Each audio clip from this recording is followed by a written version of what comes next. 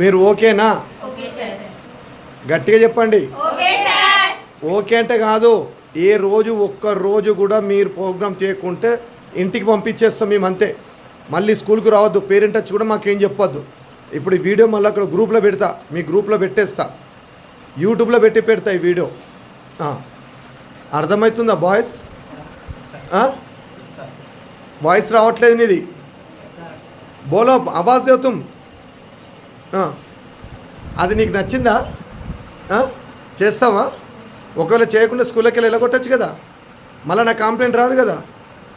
तुम क्या है जी करते नहीं तो घर को जाते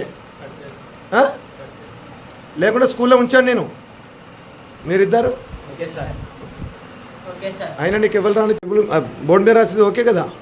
ఒకవేళ నువ్వు పాటించకుంటే ఏం చేయాలి? మేము యాక్షన్ తీసుకుంటాం సీరియస్గా.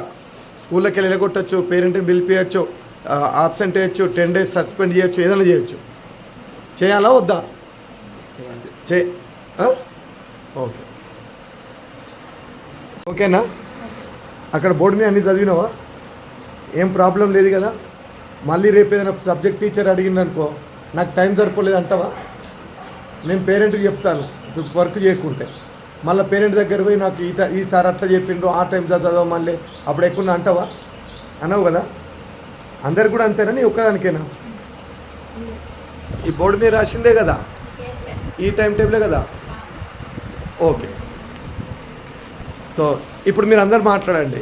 ఇప్పుడు ఆ బోర్డు మీద రాసింది అందరికి మీకు ఓకేనా? కరెక్టే చెప్తారా లేకుంటే సార్ అని నేనున్నా అని చెప్తున్నారా? వాయిస్ అందరిది వస్తలేదు, రికార్డు నీ మాటలు వస్తలేవమ్మా. ఎవ్వరి బలంతో చెప్పకు. నీకు ఏదైనా కరెక్షన్ చేయాలంటే నేను నీ కోసమే ఒక సపరేట్ ప్లాన్ చేస్తా. ఓకే నానా, నీకు ఒక్కొనికి చెప్పు, నీకు అది ఓకేనా? మళ్ళీ నాకు ఒక్క కంప్లైంట్ రాదు కదా. ఒకవేళ వస్తే, ఒకవేళ ఆ షెడ్యూల్ ఫాలోఅప్ చేయకుంటే ఏం యాక్షన్ తీసుకోవాలి నేను?